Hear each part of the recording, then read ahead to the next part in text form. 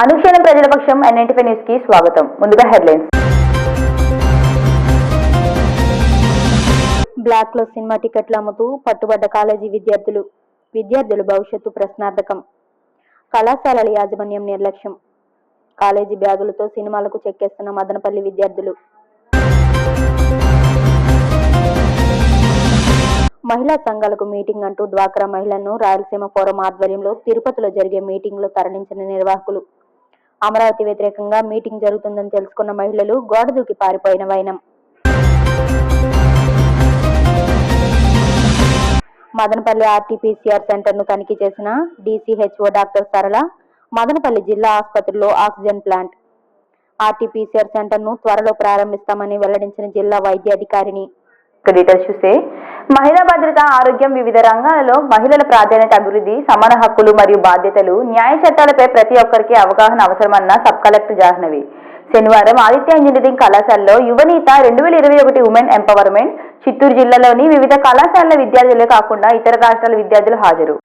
ఈ కార్యక్రమంలో సబ్ కలెక్టర్తో పాటు కళాశాల ఆదిత్య కళాశాల director doctor Ramalingareddy, president Nagamallareddy, chairman Rammohan Reddy, convener doctor Triveni పాల్గొన్నారు. ఈ సందర్భంగా సబ్ కలెక్టర్ మాట్లాడుతూ, మహిళా అభివృద్ధి దేశాభివృద్ధి, మహిళా సాంప్రదాయాలు, ఆచారాలు, విద్య, ఉన్నత స్థాయి ప్రతి కార్యక్రమంలో పాల్గొనడం ద్వారా ప్రపంచ దేశాలకు మంచి మార్గాన్ని చూపిన వారు అవుతారని పేర్కొన్నారు.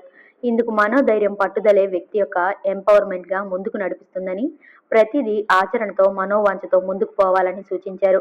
డైరెక్టర్ రామలింగారెడ్డి మాట్లాడుతూ, మహిళా అభ్యున్నతి, మహిళా హక్కులు, బాధ్యతలు, మహిళలు పరిశ్రమల ఏర్పాట్లతో సాంకేతికతను అభివృద్ధి చెందిన నాడు దేశం, ప్రపంచం మహిళా అభివృద్ధిని గుర్తిస్తుందని, సమాన అవకాశాలు పొంది మార్కెటింగ్ మరియు పరిశోధన రంగంలో ముందుకు రావడానికి నమ్మకం, మనోధైర్యం, పరిశ్రమ చేయాలన్నారు.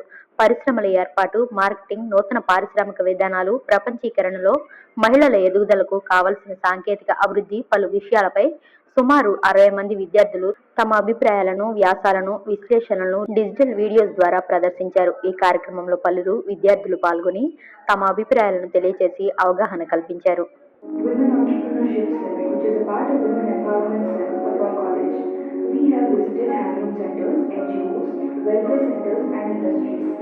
The handloom sector in Madavanpalli, Chittoor district of Andhra Pradesh, carries rich heritage coming down from centuries, which is a primary occupation of many women. Motivated by the interaction with working women in these sectors, we have conducted several activities related to startups, awareness programs, workshops, debates, seminars, role plays, etc. to empower girls' teams.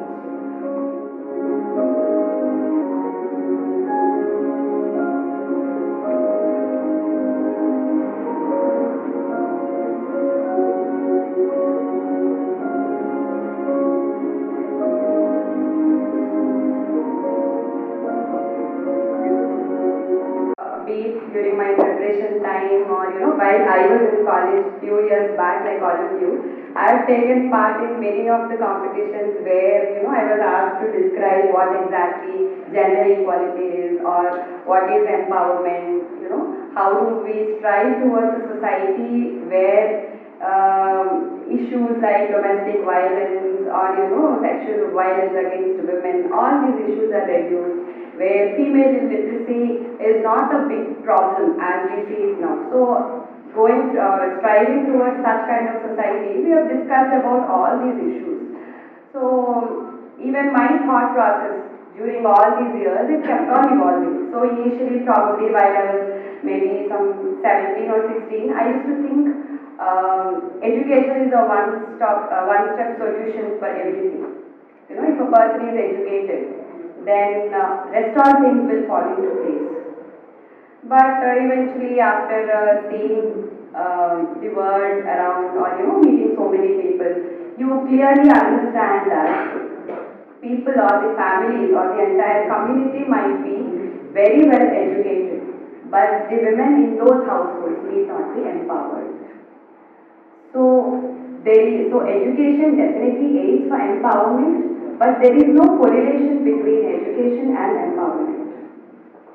And equally, if we see some tribal societies, I don't know how many of you are aware of sociology or anthropology, but just a passing reference. So if we see some tribal societies, they are more equal equal and egalitarian societies than compared to us. But when we see or when we compare themselves with us, we think that they are culturally pretty much very, behind us. They are not developed like us. They are not sophisticated like us. And we just think that they are not good enough just like us. But in most of the tribal societies, they are much more egalitarian and women are actually put in the forefront. These things will actually point us to one basic simple question. What exactly is empowerment? So how do I ascertain that a woman is empowered? So it all boils down to one simple thing. I am empowered if I have the ability to make my own decisions about myself. It's not somebody else who is making the decisions for me. If I want to study, I will have to study. If I don't want to study, I should have the liberty to not to study. If I want to work, I should be able to work. If I want to be a homemaker, I should be able to do that. So basically, it is about respecting the choice. So why this becomes so important in the women empowerment discussion? So why are we not talking about whether men have similar kind of freedom in exercising their choices? Probably all of you might be having siblings at your homes, right? So there will be a brother and sister, right? So in most of the households, with no offense to any parents or anybody, just generally how the society has evolved. In most of the households, we might see that if there is a girl child and a boy child, the boy child might be sent to a better school because the parents will think that after 23 or 24, he will have to again start a new family, he has to fend for the new family. So the education quality-wise is most important for a guy than a girl. The girl might not be, sent to such a good school with lot of expenses because she will be eventually married. And the job is not so important. This is just an example. It might not be the case everywhere. So there you are actually snatching somebody's chance to shine. So there are numerous examples like this. So where the freedom of choice is not exercised equally both on men and women. The girl and the boy. So it all starts from there. So in such kind of households or such kind of community or society, when somebody is brought up, there is a total hit on the confidence of that particular girl child.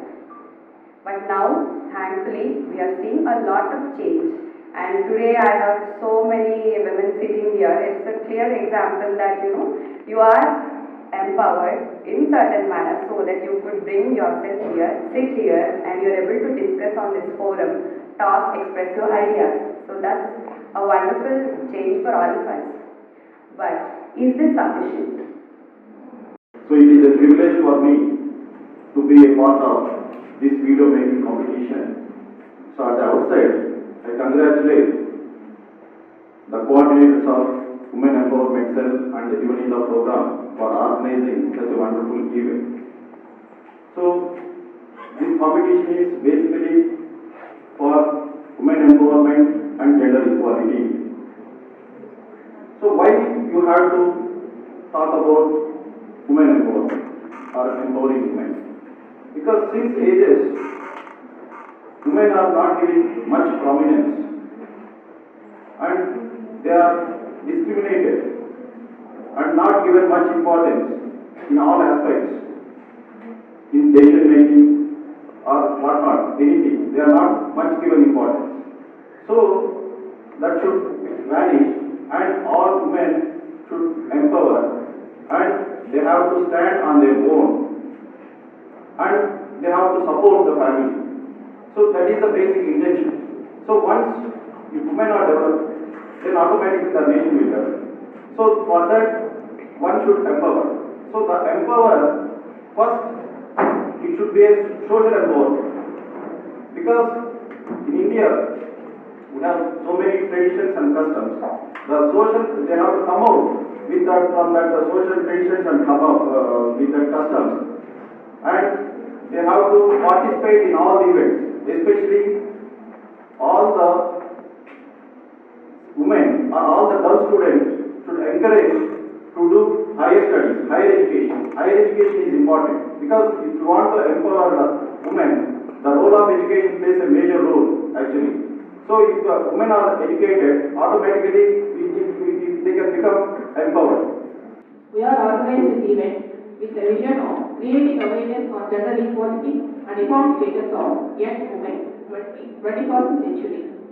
50 registrations are received from different colleges in and around the state. Video making is not an easy task, but I am amazed to see the innovative ideas by students preparing their videos in various themes: legal awareness and self-defense, women's health, empowerment of women's community, literacy and global trends, gender equality, women empowerment, marketing and innovation.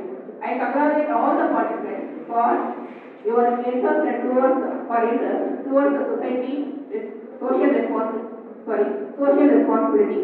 We want gender equality, equal society. Empowerment women is not enough. We want empowering the men. In case of gender-based violence, men with different needs and potential roles, men who are victims of violence need to break their silence and seek help. Men who use violence need to seek help. Men who are silent spectators need to speak out. Men who speak out need to become agents of change. Men who are agents of change need to continue to speak. Of the program, Dr. R. Devedi Garu.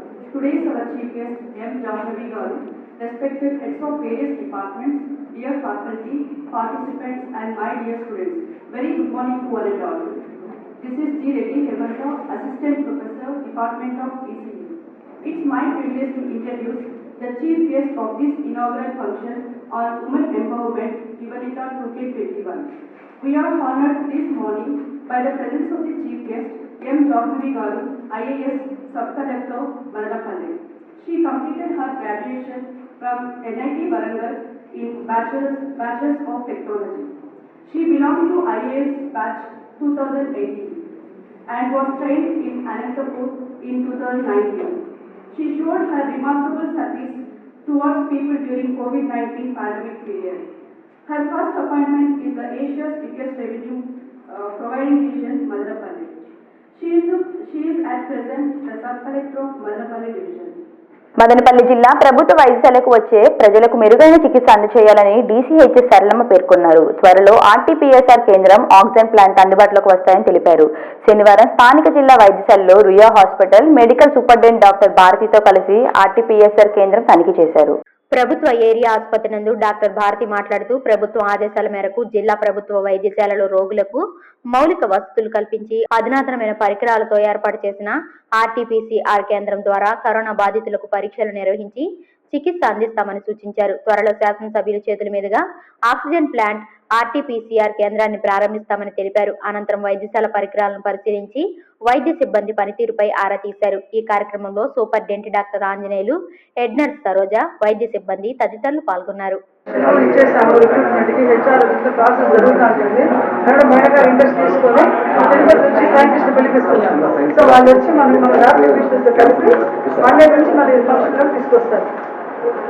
అందుకే మేము కూడా వచ్చారు. So ఒకసారి చూసేస్తే జర్నలైజ్డ్గా ready అవుతుంది అనేసి. కాబట్టి మనకు Monday నుంచి ఆర్టీపీసీఆర్ టెస్ట్ దగ్గర కోవిడ్ టెస్ట్ జరుగుతాయి.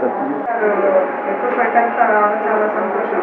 సో రిఫరెంట్లోనే ఇక్కడ టెస్ట్ చేయడం మొదలు పెడితే ఇక్కడ నుంచి మళ్ళీ తీసుకురావడం అట్లా అవసరం ఉండదు. ఇక్కడ దీని ఇంకా మెడికల్ కాలేజ్ కూడా వస్తుంది కాబట్టి దీన్ని కూడా డెవలప్ చేస్తారు. సో వైరాలజీ ల్యాబ్ సెట్ చేయడానికి మా దగ్గర నుంచి రీసెర్చ్ సైంటిస్ట్ కూడా వచ్చిన్నారు. సో వీళ్ళందరూ కూడా ట్రైనింగ్ ఇచ్చి మండే నుంచి ఇక్కడే ఆర్టీపీసీఆర్ టెస్టులు, వైరాలజీ ల్యాబ్ అన్నీ స్టార్ట్ చేయడానికి సన్నాహాలు జరుగుతున్నాయి.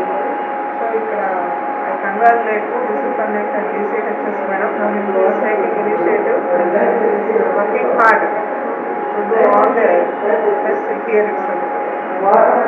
పుష్ప సినిమా టికెట్లు బ్లాక్లు అమ్ముతూ పట్టుబడ్డ కాలేజీ విద్యార్థులు. గత 2 రోజుల క్రితం విడుదలైన పుష్ప సినిమా కోసం యువత కాలేజీలు సైతం ఎగ్గొట్టి సినిమాల బాట పట్టారు. అల్లు అర్జున్ కోసం నటించిన పుష్ప సినిమా చూడాలనే తాపత్రయంతో మదనపల్లె పట్టణంలోని పలు కళాశాల విద్యార్థులు శనివారం థియేటర్ల వద్ద సందడి చేశారు. అయితే చాలా మంది విద్యార్థులు అక్రమార్జనకు అలవాటు పడి కళాశాలలు ఎగ్గొట్టి థియేటర్ల వద్ద బ్లాక్లో టికెట్లు అమ్ముతూ శనివారం మీడియా కంటపడ్డారు. ఇటు కాలేజీ యాజమాన్యం అటు తల్లిదండ్రులు పట్టించుకోకపోవడంతో పిల్లలు ఆడిందే ఆటగా తయారైంది. పుష్ప సినిమా విడుదల సందర్భంగా గత 2 రోజులుగా కళాశాలకు ఎగ్గొట్టి విద్యార్థులు కాలేజీ బ్యాగులతో సహా థియేటర్ల వద్ద బ్లాక్లో టికెట్లు అమ్ముతూ విద్యార్థుల భవిష్యత్తును పాడు చేసుకుంటున్నారు.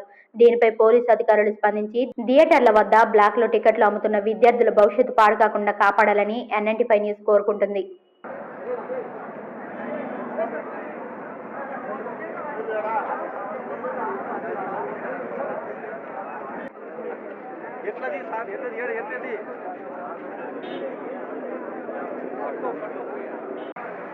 మళ్ళీ ఏం లేపరు కదా నెంబర్ ఉన్నది కదా మన దగ్గర లేవన్నా నేనే బ్లాక్లో మీ నెంబర్ చెప్పండి మీ నెంబర్ చెప్పండి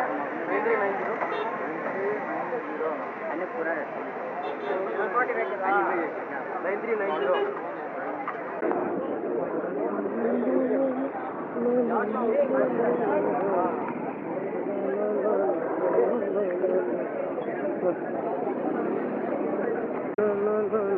పట్టుకో పట్టుకో పట్టుకో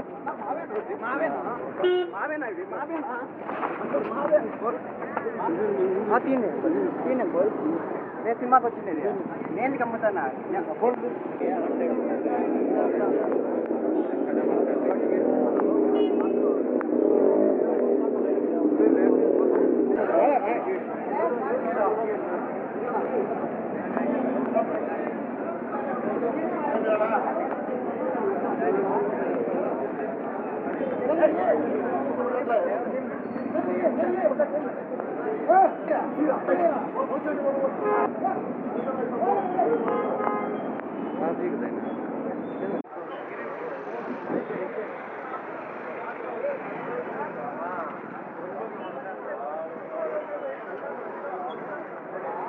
విశాఖ ఉక్కును పరిరక్షించుకోవడానికి జనసేన పార్టీ శక్తి వంచన లేకుండా పోరాటం చేస్తుందన్న చిత్తూరు జిల్లా జనసేన పార్టీ ప్రధాన కార్యదర్శి జంగాల శివరం రాయల్. జనసేన పార్టీ అధ్యక్షులు పవన్ కళ్యాణ్ పిలుపు మేరకు విశాఖ ఉక్కు ఆంధ్రుల హక్కు అనే డిజిటల్ క్యాంపెయిన్ చేపట్టినట్లు వెల్లడి. ఈ సందర్భంగా జంగాల శివరాం రాయల్ మాట్లాడుతూ విశాఖ ఉక్కు ఆంధ్రుల హక్కు నినాదంతో ఎమ్మెల్యే ఎంపీలకు డిజిటల్ పద్ధతితో నిరసన తెలియజేయడం జరుగుతోందని వివరించారు. విశాఖ ఉక్కు పరిశ్రమ ప్రైవేటీకరణ వ్యతిరేక ఉద్యమంలో పార్టీలకు అతీతంగా పోరాడాలని పార్లమెంట్ సమావేశంలో ఎంపీలందరూ ప్లకార్డులు ప్రదర్శించి కేంద్ర ప్రభుత్వం మీద ఒత్తిడి తేవాలని పిలుపునిచ్చారు. జనసేన పార్టీ రాయలసీమ కన్వీనర్ గంగారపు రామదాస్ చౌదరి, చిత్తూరు జిల్లా అధ్యక్షుడు బోత్ హరిప్రసాద్ సూచన మేరకు ప్రజల్లో తిరిగి విశాఖ ఉక్కు పరిశ్రమ యొక్క ప్రాముఖ్యత ప్రజలకు వివరిస్తామని, కేంద్ర ప్రభుత్వం కూడా విశాఖ ఉక్కు పరిశ్రమ మీద తీసుకున్న నిర్ణయాన్ని వెనక్కి తీసుకోవాలని డిమాండ్ చేశారు. మా జనసేన పార్టీ అధ్యక్షుడు గౌరవ పవన్ కళ్యాణ్ గారు విశాఖ ఉక్కు ఆంధ్రుల హక్కు సేవ్ విశాఖ ఉక్కు అనేది దీనికి సంబంధించి డిజిటల్ క్యాంపెయిన్ 18th, 19th, 20 అంటే ఈ 3 రోజులు జనసైనికులందరినీ నిర్వహించాలని మాకు సందేశం ఇచ్చినారు. ఆయన సందేశాల ప్రకారం మేము సేవ్ వైజాగ్ స్టీల్ ప్లాంట్ అనే బృహత్తరమైన కార్యక్రమాన్ని ఈ డిజిటల్ క్యాంపెయిన్ అంటే ఈ విధంగా ప్లకార్డ్ చేసి ఈ విధంగా పెట్టుకొని స్థానిక ఎంపీలకి, ఎమ్మెల్యేలకి, ప్రజానాయకులకి అందరికీ కూడా పంపించి ఢిల్లీలో ఈ విధంగా ప్లకార్డ్స్ పెట్టుకొని పోరాటం చేయాలని, తద్వారా విశాఖపట్నం స్టీల్ ప్లాంట్ని ప్రైవేటైజేషన్ చేయకుండా కాపాడాలని, అక్కడ కార్మికులకి అందరికీ న్యాయం చేసి విశాఖపట్నం స్టీల్ ప్లాంట్ విశాఖ ఉక్కు అనేది మన ఆంధ్రుల హక్కు అనేది మాకు చిన్నప్పటి నుంచి కూడా తరతర కొన్ని 50-60 సంవత్సరాల నుంచి కూడా దీని గురించి ఇదే స్లోగన్ ఉంది. ఈ స్లోగన్ ప్రకారము మనం అందరూ కాపాడుకోవాలని జన సైనికులకి సందేశం ఇచ్చినారు పవన్ కళ్యాణ్ గారు. అందుకోసం ఈ డిజిటల్ క్యాంపెయిన్ మేము నిర్వహిస్తున్నాము. ఈరోజు, రేపు, మన్నాడు. రేపు జన సైనికులతో మళ్ళీ అందరూ కలిసి ఒక మీటింగ్ ద్వారా ఒక ప్రొటెస్ట్ చేస్తాం దీని గురించి. కాబట్టి గౌరవ ముఖ్యమంత్రి గారు, గౌరవ ఎంపీ గారు అందరూ కూడా విశాఖ ఉక్కు మన హక్కు అని చెప్పేసి దీని గురించి పార్లమెంట్లో మీరు మాట్లాడి ప్రైవేటైజేషన్ కాకుండా చూడాలని మా అందరి రిక్వెస్ట్. జై జనసేన, జై పవన్ కళ్యాణ్. బీజేపీ రాష్ట్ర కౌన్సిల్ సభ్యురాలను అభినందించిన రేవతి. బీజేపీ పార్టీ ఆంధ్రప్రదేశ్ రాష్ట్ర కౌన్సిల్ సభ్యులుగా నియమితులైన మదనపల్లికి చెందిన అంజనా చౌదరిని శనివారం రాజంపేట నియోజకవర్గ మహిళా అధ్యక్షురాలు రేవతి శాలువాతో సత్కరించి అభినందనలు తెలియజేశారు. ఈ సందర్భంగా రేవతి మాట్లాడుతూ బీజేపీ ప్రభుత్వ హయాంలో ప్రధాని మోడీ మహిళలకు అన్ని రంగాలలో సముచిత స్థానం కల్పిస్తున్నారని సంతోషం వ్యక్తం చేశారు. మహిళల పురోభివృద్ధి కోసం ఎన్నో కార్యక్రమాలు చేపట్టి దేశవ్యాప్తంగా అన్ని రంగాల్లో మహిళలకు ఆర్థిక సామాజిక భద్రత కల్పిస్తున్నారని పేర్కొన్నారు. రాష్ట్ర బీజేపీ పార్టీ కౌన్సిల్ సభ్యులుగా నియమితులైన అంజనా చౌదరి భవిష్యత్తులో మరెన్నో పదవులు లభించాలని ఆకాంక్షించారు. ఇవాళ భారతదేశంలో నరేంద్ర మోడీ గారు చేస్తున్నటువంటి సంస్కరణలు, జాతి పట్ల సందేశాలు, ప్రజల పట్ల ప్రేమ, సామాన్యునికి కూడా మోడీ గారు ఇచ్చినటువంటి నిధులను చేరవేయడంలో నరేంద్ర మోడీ గారి కృషి ఎనలేనిది అని మనం చెప్పుకోవచ్చు. ఇవాళ భారతదేశంలో గత 70 సంవత్సరాల రాజకీయంలో మహిళలకు పెద్దపీట వేయడం, అన్ని మినిస్టర్ స్థాయి నుంచి శిశు సంక్షేమ వరకు, మైనారిటీ మహిళలకు ట్రిపుల్ తలాక్ వరకు, ఘర్ ఘర్ కా టాయిలెట్, ఆశా వర్కర్లకు తొలి సంతకం కూడా వాళ్ళ జీతాలు మంజూరు చేయడం జరిగింది గత 9 ఏళ్ల వెనుకల. కనుక ఇవాళ భారతీయ జనతా పార్టీ మహిళలకు పెద్ద స్థానం ఇస్తుందని రాష్ట్ర పార్టీ కానీ ఆంధ్రప్రదేశ్ భారతీయ జనతా మహిళా మోర్చా తరఫున మహిళలకు పెద్దపీట వేస్తూ రాష్ట్ర పార్టీ, జిల్లా పార్టీ వారు కూడా మహిళలకు చాలా గౌరవం ఇస్తుందని మనం చెప్పుకోవచ్చు. నిన్నటికి నిన్న మా అమ్మాయిలకు 18 సంవత్సరాల నుంచి 21 సంవత్సరాలు అయితే కానీ పెళ్లి చేయాలి, వారు శారీరకంగా కానీ మానసికంగా కానీ ఆరోగ్యకరంగా కానీ వారికి పెళ్లి చేయడానికి 18 నుంచి 21 సంవత్సరాలు అని చెప్పడం జరిగింది. కాబట్టి మహిళలకు అన్ని సంస్కరణలను అందజేస్తూ ఢిల్లీ నుంచి గల్లీ వరకు కూడా మహిళలకు పెద్దపీట వేస్తున్నది ఏకైక పార్టీ భారతీయ జనతా పార్టీ. భారతీయ జనతా పార్టీలో ఒక కార్యకర్తగా ఎదగడం అనేది సామాన్యమైన విషయం కాదు. ఇక్కడ పార్టీ మనకి ఏమి ఇచ్చిందా కాదు, పార్టీకి మనమేం చేయగలిగాము. నీ జోబులో నుంచి 10 రూపాయలు తీసి ఖర్చు పెట్టడం నేర్పించేది ఏదైనా పార్టీ ఉంది అంటే భారతీయ జనతా పార్టీని చెప్పుకోవచ్చు. ఇందులో మహిళలకు ప్రధానమైనటువంటి బాధ్యతలు ఇవ్వడంతో మహిళలు కుటుంబాన్ని ఏ విధంగా బాధ్యతలను ఎంత కరెక్ట్గా చక్కదిద్దగలుగుతారో అదే స్థాయిలో రాజకీయాల్లో కూడా మహిళలు ఏదైనా పని ఇస్తే 100కి 110% కరెక్ట్గా చేసి పెట్టడంలో మహిళలే సాటి. కాబట్టి ఇవాళ భారతీయ జనతా పార్టీలో రాష్ట్ర కౌన్సిల్ మెంబర్గా అంజనక్క గారిని ఎలక్ట్ చేయడము నాకు చాలా సంతోషకరంగా ఉంది. రాష్ట్ర అధ్యక్షులు సోమవీర్రాజు గారికి, అలాగే రాజంపేట అధ్యక్షులు సుబ్బారెడ్డి సార్ గారికి, అలాగే మహిళా మోర్చా అధ్యక్షురాలు రేవతమ్మ గారికి, అలాగే నాకు దీంట్లో రాష్ట్ర కౌన్సిల్ మెంబర్గా అపాయింట్ చేసినటువంటి సోమవీర్రాజు గారికి, అలాగే సుబ్బారెడ్డి సార్ గారికి ప్రత్యేక కృతజ్ఞతలు తెలియజేస్తున్నాను. అలాగే నాకు ఇచ్చినటువంటి బాధ్యతాయుతంగా వ్యవహరించి మహిళలకి భారతీయ జనతా పార్టీ పట్ల అవగాహన కలిగించి ముందుకు తీసుకొని పోతానని ఈ సందర్భంగా తెలియజేయడం అనేది జరుగుతుంది. డైరీ డే కార్నర్ ను ప్రారంభించిన చల్లపల్లి నరసింహారెడ్డి. మదనపల్లి కదిరి రోడ్లో శనివారం డైరీ డే కార్నర్ రెస్టారెంట్ ను బీజేపీ సీనియర్ నాయకులు చల్లపల్లి నరసింహారెడ్డి శనివారం విజయభారతి ప్రిన్సిపల్ సేట్తో కలిసి ప్రారంభించారు.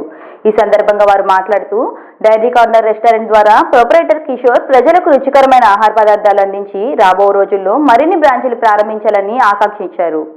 ఈ కార్యక్రమంలో dairy day company MD Chandrareddy, Barnepalli Ravikumar, MPP Veluguchandra, RTS Ramana పాల్గొన్నారు.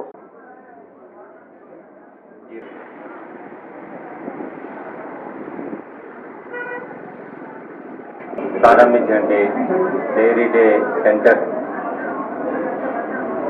ఈ యొక్క వ్యాపారం బాగా వృద్ధి చెంది అందరికీ సంతృప్తితో, ఇక్కడికి వచ్చిన వాళ్ళందరూ కూడా సంతృప్తితో మంచి ఆహారం మాకు ఇక్కడ లభిస్తుంది అనేటువంటి సంతృప్తితో వెళ్ళే విధంగా, అదే రకంగా ఈ యొక్క డైరీ డే సెంటర్ ఈరోజు ఇక్కడ ప్రారంభించారు. ఇలాంటి సెంటర్లు మదనపల్లిలో ఇంకా అన్ని ప్రాంతాల్లో కూడా ప్రారంభించే విధంగా ఈ వ్యాపారం వృద్ధి చెందాలని చెప్పేసి నేను మనస్ఫూర్తిగా కిషోర్ కోరుతున్నాను. Thank you. Today, really very happy to take part this opening of Dairy Day Corner. Really very happy. The atmosphere is very beautiful and greenish. just like the heart of Mr. Kishore and Bhavya. It's a wonderful place. As our Anna told, I wish you all the best to open more number of such hotels in Madanapalli town. I pray to God to give such an energy and wishes to Mr. Kishore and Bhavya to work hard and to open so many other number of shops like this. Thank you very much. All the best, Kishore and Bhavya. Thank you.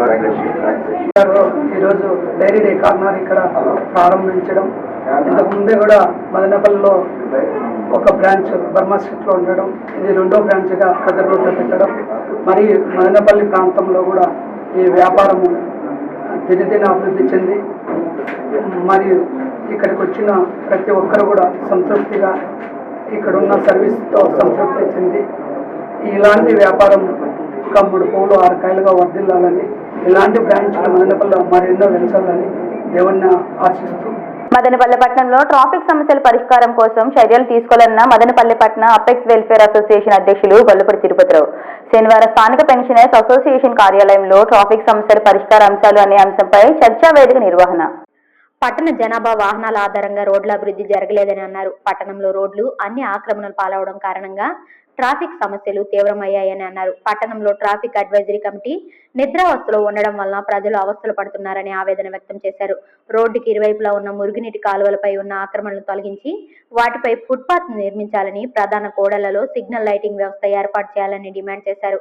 ప్రముఖ రచయిత TSA Krishnamurthy మాట్లాడుతూ పాలకుల నిర్లక్ష్యం కారణంగానే పట్టణంలో traffic సమస్యలు ఏర్పడుతున్నాయని అన్నారు. మదనపల్లి పట్టణంలో వేరువేరు చోట్ల బస్టాండ్లు ఉండడం వల్ల కూడా ట్రాఫిక్ జటిలమైందని అన్నారు. మదనపల్లి అభివృద్ధి వేదిక కన్వీనర్ శ్రీనివాసులు మాట్లాడుతూ మదనపల్లి పట్టణంలో ట్రాఫిక్ సమస్యల పరిష్కారం కోసం పట్టణ ప్రజలందరినీ సమీకరించి పోరాటం చేస్తామని తెలిపారు. ఈ కార్యక్రమంలో అపెక్స్ వెల్ఫేర్ అసోసియేషన్ నాయకులు రాజారెడ్డి, ప్రహ్లాద్ రెడ్డి, ముని వెంకటప్ప, శ్రీరాములు, నారాయణ, ప్రభాకర్ రెడ్డి, ఖదీర్ తదితరులు పాల్గొన్నారు. Madanapalle town apex welfare association వారు మదనపల్లిలో ఉన్న ఈ ట్రాఫిక్ సమస్యల గురించి 2017 సంవత్సరం నుంచి న్యాయస్థానాన్ని ఆశ్రయించి 2018 సంవత్సరం వరకు పోరాడారు. ఆ విషయం అందరికీ తెలిసిందే. కానీ ఒకసారి మనము మదనపల్లి చరిత్రలో వెనక్కిపోగలిగితే ఒక 50,000 జనాభా ఉన్నప్పుడు మదనపల్లిలో సైకిల్ రిక్షాలు, జట్కా బండ్లు, తర్వాత మనుషులు కూడా చాలా ఫ్రీగా తిరుగుతూ ఉండే పరిస్థితులు ఉండింది. అంటే రోడ్లు కూడా దాదాపు 90-100 అడుగుల వెడల్పుతో ఉండేవి. కానీ ఆ పరిస్థితులన్నీ దాదాపు 2 లక్షల మందికి పొద్దు జనాభా పెరగడం జరిగింది. ఇది కాకుండా ప్రతిరోజు ఒక 30,000 మంది పైగా చుట్టుపక్కల ఉండే గ్రామాల నుంచి మదనపల్లికి వచ్చిపోతున్నారు. ఈ పరిస్థితుల్లో ఆ జనాభా పెరిగిన పద్ధతిలోనే కావలసిన వ్యాపార సంస్థలు ఇవన్నీ పెరిగినాయి. ప్రతి రోడ్లో కూడా అంగళ్ళు వెలిసినాయి. దానివల్ల ఏమవుతా ఉంది, ఆ అంగళ్లకు సంబంధించిన ఆర్టికల్స్ అన్ని రోడ్డు మీద పెట్టుకునేదానికి ఆ అంగళ్ళ నుంచి రోడ్డు వరకు మొత్తము ఆక్యుపై చేసుకొని 30 అడుగుల పరిధికి వచ్చినాయి. ఇంతమంది కూడా ట్రాఫిక్ మొత్తం కూడా ఈ 30 అడుగుల రోడ్లోనే పోవాల్సి వస్తూ ఉంది. కానీ దాని గురించి ఎవరు కూడా ప్రత్యేక శ్రద్ధ తీసుకొని ఏం చేయాలని ఆలోచన చేయడం లేదు. కానీ ఈ పరిస్థితుల్లో ఈ రోడ్ల ఆక్రమణ జరిగే దానివల్ల ఈ వీళ్ళ ర్యాంప్స్, షాప్స్ ముందు ర్యాంప్స్ వేసుకొని రోడ్డు వరకు ర్యాంప్స్ వేసుకొని కంప్లీట్గా వాళ్ళకి సంబంధించిన ఆర్టికల్స్ అన్నీ వాళ్ళ అడ్వర్టైజ్మెంట్ కోసం పెట్టుకొని రోడ్లోనే ఆక్రమణ జరిగేదానివల్ల ట్రాఫిక్ సమస్య ఎక్కువగా ప్రాబ్లం అయి కూర్చుంటా ఉంది. మదనపల్లి ట్రాఫిక్ సమస్య అనేది ఈ రోజు కాదు, దాదాపు 50 సంవత్సరాల క్రితమే ప్రారంభమైంది. జట్కాలు వెళ్ళిపోయి రిక్షాలు వచ్చినప్పటి నుంచి కొద్దిగా బిగినైతూ కొద్దిగా ప్రారంభమయ్యి తర్వాత జటిలమైతూ వచ్చింది. దానికి 40 సంవత్సరాలకు ముందు నుంచి తీవ్ర రూపం దాల్చింది. చిత్తూరు బస్టాండ్లో కొందరు, బెంగళూరు బస్టాండ్లో కొందరు మరణించిన తర్వాత, అంటే బస్సుకు రిక్షాకు మధ్య, బస్సుకు జట్కాకు మధ్య ఇలా చనిపోవడాలు జరిగిన తర్వాత కొంచెము దాని మీద మున్సిపల్ అధికారులు కానీ రోడ్లు భవనాల శాఖ అధికారులు కానీ ప్రత్యేక శ్రద్ధ వహించి మాస్టర్ ప్లాన్ ఒకటి తయారు చేశారు. బెంగళూరు బస్టాండును చిత్తూరు బస్టాండును ఆర్టీసీ ప్రాంతంలో మారిస్తే ఈ సమస్య తీరిపోతుంది, ట్రాఫిక్ సమస్య ఉండదు అని చెప్పి చాలా కాలం పాటు కలెక్టర్ వారి అనుమతితో sub collector, municipal commissioner, executive engineer roads and buildings ఇంకా ఇతర అధికారులు చాలామంది కూటమిగా ఏర్పడి స్థలాల్ని కేటాయించుకొని బెంగళూరు బస్టాండును చిత్తూరు బస్టాండును మార్చడం జరిగింది. అప్పుడు నిజంగానే ట్రాఫిక్ సమస్య తగ్గిపోయింది. చాలా వరకు అలవాటు పడిపోయారు కూడా మనుషులు. అందరికీ కొంచెం సౌలభ్యంగానే ఉండింది. ఎక్కడ ఆటో ఎక్కినా, ఎక్కడ జట్కా ఎక్కినా, ఎక్కడ రిక్షా ఎక్కినా ఒకే చోట దిగితే 3 బస్టాండ్లు సమీపంలో ఉన్నాయి. అయితే మున్సిపల్ మినిస్టర్ ఒకసారి మదనపల్లికి వచ్చినారు. అప్పుడు ఈ పూలంగళ్ళ వాళ్ళు, ఆటోల వాళ్ళు, రిక్షాల వాళ్ళు వీళ్ళంతా ఒక కూటమిగా ఏర్పడి మాకు అన్యాయం జరిగింది, మా వ్యాపారాలు సరిగ్గా జరగడం లేదు అనే ఒక నినాదాలతో ఆర్ఎండ్బి బంగ్లా దగ్గరికి, గెస్ట్ హౌస్ దగ్గరికి వచ్చినారు. గతంలో నగరాల్లో ఉన్నటువంటి ట్రాఫిక్ ప్రస్తుతము మదనపల్లిలో అంత ట్రాఫిక్ అయింది. కానీ ఈ యొక్క ట్రాఫిక్ సమస్యకు ప్రజలు కూడా ప్రతి ఒక్కరు సహకరించాలని నా యొక్క విన్నపము. అంటే ఈ యొక్క ప్యాసింజర్స్ వెళ్ళేది కానీ ఒక సిస్టమేటిక్ అనేటువంటిది లేదు. నెక్స్ట్ ఈ యొక్క వాహనాలు కొద్దిమంది యంగ్స్టర్స్ కావచ్చు, యూత్ కావచ్చు, అలాంటి వారు అతి స్పీడ్గా వెళ్ళడము, వారు ఎవరిని కొడతారో ఎవరిని పొద్దుతారో అన్నటువంటిది ఈ యొక్క నడిచిపోయే వాళ్ళకి చాలా ఇబ్బందికరంగా ఉన్నది. నెక్స్ట్ ఎక్కడైనా మనం 2 వీలర్లుగా దేంట్లో వెళ్ళేటప్పుడు ఆ యొక్క రోడ్ క్రాస్ కావాలన్నా కూడా చాలా కష్టమైనటువంటిది. ఎదురుగా వచ్చేటటువంటి చాలా స్పీడ్గా వస్తూ ఉంటారు. నెక్స్ట్ ఈ యొక్క ట్రాఫిక్ సమస్యకు సిస్టమేటిక్గా ఉండాలా. కానీ ఈ మధ్యలో కాలంలో ఈ యొక్క ట్రాఫిక్ పోలీసులు కూడా పెంచినారు. దానికి మనం కూడా ప్రతి ఒక్క పౌరుడు సహకరిస్తేనే ఈ యొక్క మనం గమ్యం చేరడానికి అవుతుంది. ఇంతకుముందు మన పెద్దలు తెలియజేసినట్లు ఈ యొక్క ఎంక్రోచ్మెంట్లు ఇవన్నీ కూడా లేకుండా చేయడము చాలా ప్రభుత్వం యొక్క ధర్మం అనేసి నేను కోరుకుంటున్నాను. ఓకే. అయ్యప్ప స్వామి దర్శనం ద్వారా సకల పాపాలు హరిస్తాయి. అయ్యప్ప స్వామి సేవలో తరించిన మాలదాన భక్తులు. అయ్యప్ప భక్తులచే అయ్యప్ప స్వామి ఉత్సవ విగ్రహం మదనపల్లె పురవీధులలో ఘనంగా ఊరేగింపు. భక్తులకు తీర్థ ప్రసాదాలు అందించిన ఆలయ కమిటీ ఆధ్వర్యంలో అయ్యప్ప స్వామి దేవాలయం నుంచి అయ్యప్ప స్వామి ఉత్సవ విగ్రహాన్ని ఉంచి రంగురంగు పుష్పాలతోనూ విద్యుత్ దీపాలతో అలంకరించి ఊరేగింపు నిర్వహించారు. వృషభాన్ని ముందు నడవగా భజన బృందం, అయ్యప్ప మాల ధరించిన భక్తులు అయ్యప్ప స్వామి పాటలు పాడుతూ భజనలు చేస్తూ గ్రామ పురవీధుల్లో ఊరేగింపు కార్యక్రమాన్ని నిర్వహించారు. భక్తులు అయ్యప్ప స్వామికి కొబ్బరికాయలు సమర్పిస్తూ మొక్కుబడులు చెల్లించుకున్నారు. ఉదయం 8 గంటల నుంచి సాయంత్రం వరకు వైభవోపేతంగా గ్రామోత్సవం నిర్వహించారు. ఈ కార్యక్రమంలో అయ్యప్ప స్వామి ఆలయ కమిటీ సభ్యులు, మాలదారులు, ఎన్సీసీ విద్యార్థులు ట్రాఫిక్ అవాంతరాలు జరగకుండా చర్యలు చేపట్టారు.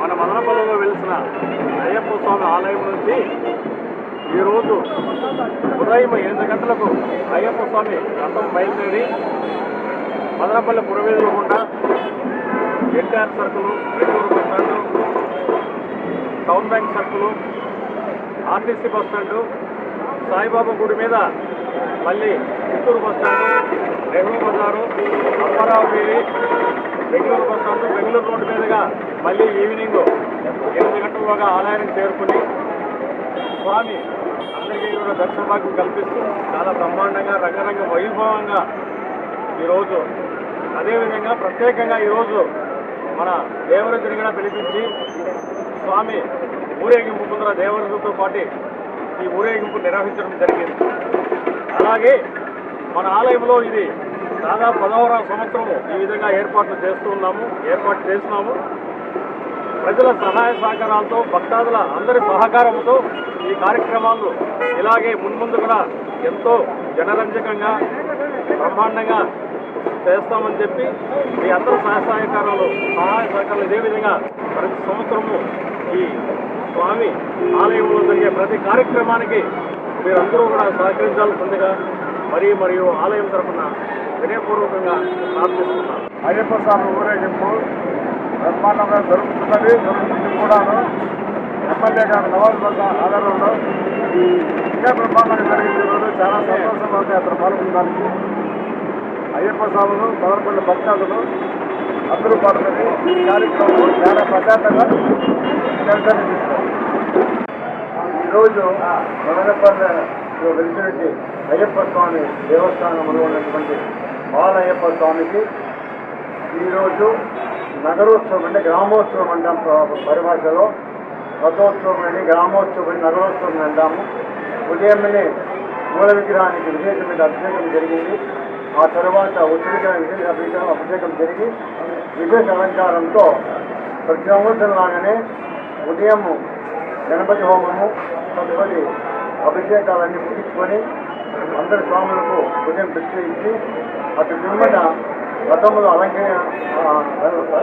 అలంకరింపజేసి ఆయన్ను మదనపల్లి పురవీధులంతా కూడా ఊరేగిస్తున్నాము. ఇప్పుడు మధ్యాహ్నానికి వచ్చిన స్వాములందరికీ ఇక్కడ మమతా కళ్యాణం ఉన్నప్పుడు దేవస్థానం వాళ్ళే భిక్ష ఏర్పాటు చేసినారు. ఇక్కడి నుంచి మళ్ళా వెళ్ళి సాయంత్రం 8 గంటల ప్రాంతంలో మళ్ళా యథాస్థానానికి చేరుకుంటాం.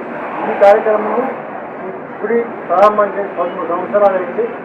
మొట్టమొదట పటములు ఊరేగించే వాళ్ళము 2005లో అయ్యప్ప స్వామి ప్రతిష్ఠ జరిగిన తర్వాత ఆ సంవత్సరంలోనే ఉత్తర విగ్రహం పెట్టి ప్రతి సంవత్సరం ఉత్తర విగ్రహంలోనే రథంలో కూర్చోబెట్టి స్వామివారిని చూపేవాళ్ళం. ఎందుకంటే అయ్యప్ప దేవస్థానానికి అందరూ వెళ్ళలేకపోవచ్చు. పెద్దవాళ్ళు, ముసలి వాళ్ళు, చిన్నపిల్లలు కానీ కొంతమంది పోలేకపోతారు. రాయలసీమ మేధావుల ఫోరం ఆధ్వర్యంలో తిరుపతి తుడా మైదానంలో శనివారం 3 రాజధానులకు మద్దతుగా ఏర్పాటు చేసిన సభ రసాభాసగా ముగిసింది. సభకు డ్వాక్రా మహిళలను పెద్ద సంఖ్యలో తరలించారు. అయితే డ్వాక్రాకు సంబంధించిన సమావేశం అని చెప్పి ఇక్కడికే తీసుకువచ్చారని, ఇక్కడికి వచ్చిన తర్వాత సభ రాయలసీమకు సంబంధించిందని తెలుసుకొని వారంతా తిరిగి వెనక్కి వెళ్లిపోయారు. పోలీసులు వారిని బయటకు వెళ్లకుండా అడ్డుకోవడంతో గోడ దూకి బయటకు వెళ్లిపోయిన పరిస్థితి. మరోవైపు విద్యార్థులను కూడా ఇదే విధంగా నిర్వాహకులు తరలించినట్లు స్థానికుల సమాచారం. పునరుద్ధరణ గురించి కావచ్చు అనేక సందర్భాల్లో ఈ ప్రభుత్వం దృష్టికి తీసుకొస్తున్నారు. లెక్కి దిగేస్తున్నారు. వాళ్ళకి అన్నం ప్యాకెట్లో అన్నం అనేది ఏదో కొత్తది అని అనుకోమాకండి. 1983లో ఉండేటువంటి ప్రక్రియనే ఇవాళ కొనసాగించినారు. రాయలసీమ వాడిగా శ్రీబాబు ఒప్పందం ప్రకారం ఏదైతే రాయలసీమకు రావాలో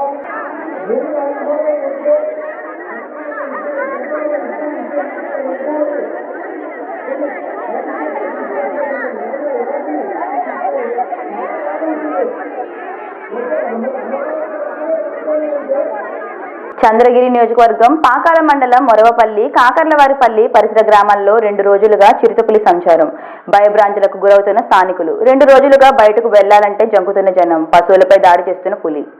ఈ సందర్భంగా గ్రామస్తులు రమేష్ నాయుడు, గీతమ్మ, లక్ష్మీపతి నాయుడు, చిన్నపాప మాట్లాడుతూ దామల చెరువు పంచాయతీ, కాకర్లవారిపల్లి, మొరవపల్లి పరిసర ప్రాంతాల్లో చిరుతపులి సంచారంతో ప్రజలు, రైతులు, గ్రామస్తులు భయభ్రాంతులకు గురవుతున్నారని ఆందోళన వ్యక్తం చేశారు. మొరవపల్లికి చెందిన సరస్వతమ్మ లేగదోడను గ్రామ సమీపంలో పశువులు మేస్తుండగా మందలోకి చొరబడి లేగదోడలు ఎత్తుకెళ్లి చంపి తినేసిందని తెలిపారు.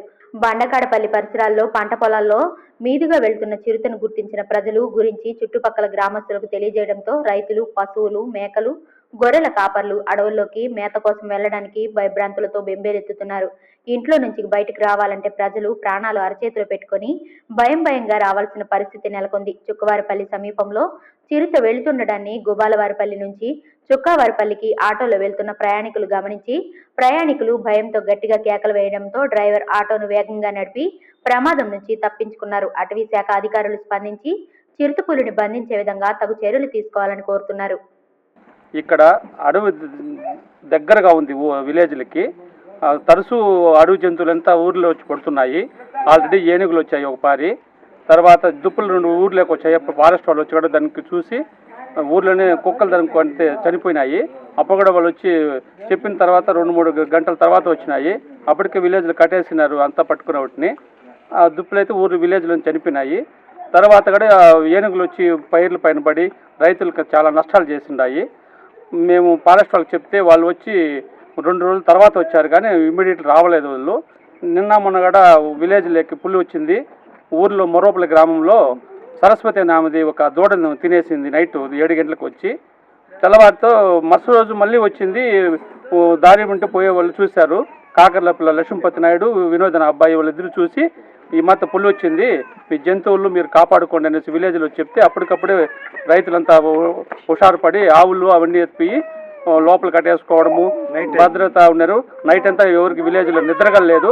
దాడి చేస్తుందనేసి చాలా భయభ్రాంతులకు గురవుతున్నారు ప్రజలు. ఇక్కడ ఫారెస్ట్ వాళ్ళు తక్షణమే వచ్చి వాటి మీద చర్య తీసుకొని ఎక్కడో ఒక తాను బోనో పడు ఏర్పాటు చేసి వాటిని మీరు బంధించేదో లేకుంటే ఇంకేదన్నా దాన్ని జాగ్రత్త పరిచేదో చేసుకోవాలనేసి ఫారెస్ట్ వాళ్ళకి అధికారులకి మనవి చేస్తున్నాం.